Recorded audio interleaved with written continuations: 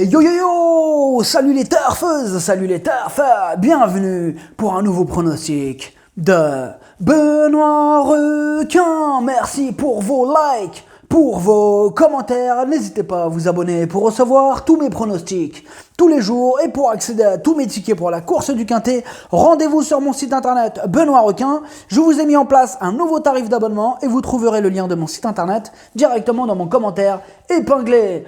Ok, place au pronostic du Quintet du lundi 18 octobre. Direction Clairefontaine pour le prix des Equidays. Plat, 2400 mètres, 15 partants, car le 3 est non partant. Réunion 1, course 1, indice de confiance 1 sur 5. Ce Quintet est ouvert et on va voir ça ensemble. Petit retour sur le Quintet du dimanche 17 octobre. C'est le 14 qui a joué les troubles fêtes et il était dans mes chevaux de complément.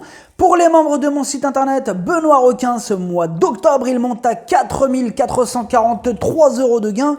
Et au total, on a atteint la somme de 167 649 € de gain depuis octobre 2020. Ok, c'est parti, on commence le pronostic et on commence avec le numéro 1, Prince de Montfort. Et on écoute Didier Prodhomme. Il reste sur 2 succès de rang, sa situation sur l'échelle des valeurs s'en ressent évidemment. On mise toutefois sur sa forme pour le voir de nouveau bien se comporter. On profite de ce dernier Quintet réservé aux seuls 3 ans. La distance ne devrait pas le gêner et il sera monté non loin de la tête comme lors de ses sorties victorieuses. Alors, ce que j'en pense de ce Prince de Montfort, il a la pêche, il reste sur 2 victoires, dont la dernière qui était un Quintet. Ses limites sont inconnues, il est incontournable. Le numéro 2, Bella Ciao Ciao. Et on écoute Jean-Claude Rouget. Bella Ciao Ciao fait preuve de constance et apprécie les pistes souples. Je l'aligne dans ce gros handicap plutôt par dépit qu'autre chose, elle fera évidemment de son mieux. Alors, ce que j'en pense de Bella Ciao Ciao, elle enchaîne les victoires et les podiums en 6 courses, 6 fois à l'arrivée. Là, pour son premier handicap, elle peut frapper un grand coup. Le numéro 3 est non partant. Le numéro 4, rue des Irlandais. Et on écoute Henri-Alex Pantal. Elle l'a bien fait en dernier lieu à Saint-Cloud. C'est une pouliche qu'on monte à l'arrière-garde et qui vient finir. Elle peut être compétitive. Alors, ce que j'en pense de Rue des Irlandais, elle aussi a remporté sa dernière course. Elle a été pénalisée de 4 kilos sur cette victoire et va tenter de repousser ses limites. Le numéro 5, Paper Trophy. Et on écoute Ramon Avial Lopez. Il est en très bonne forme, je pense que le terrain sera souple, ce qui lui plaît beaucoup.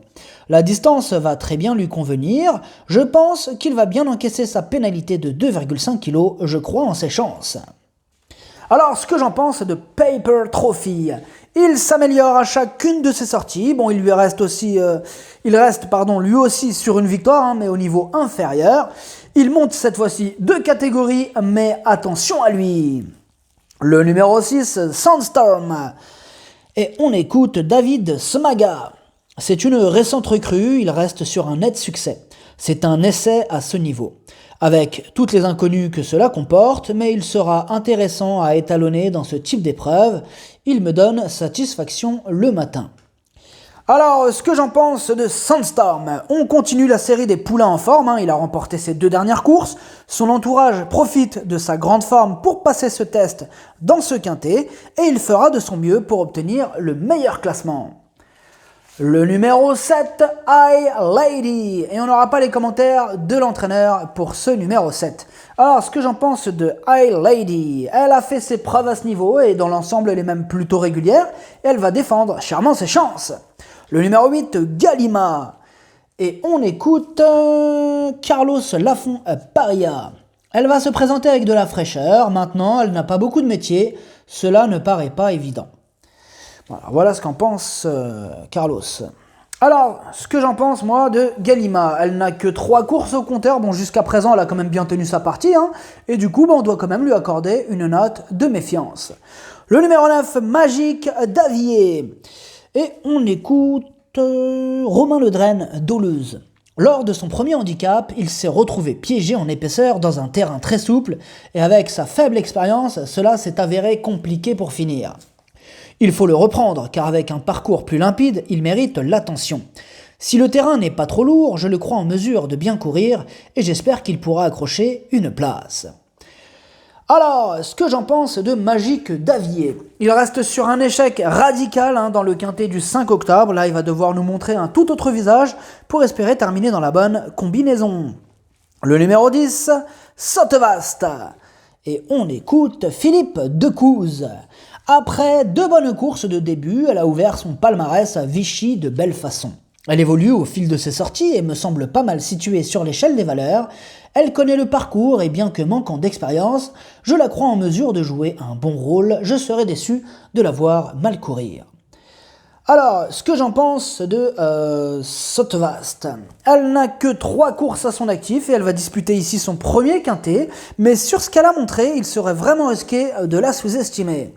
Le numéro 11, Queezer.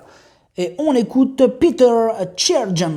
Il n'a pas si mal couru les 2 dernières fois en pareille société. Il me donne satisfaction au travail et donc en bonne forme.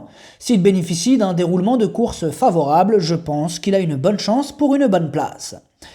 Alors, ce que j'en pense de Queezer, ces 2 essais à ce niveau se sont soldés par 2 échecs et sans en faire une totale impossibilité, d'autres chevaux nous apportent de plus solides garanties.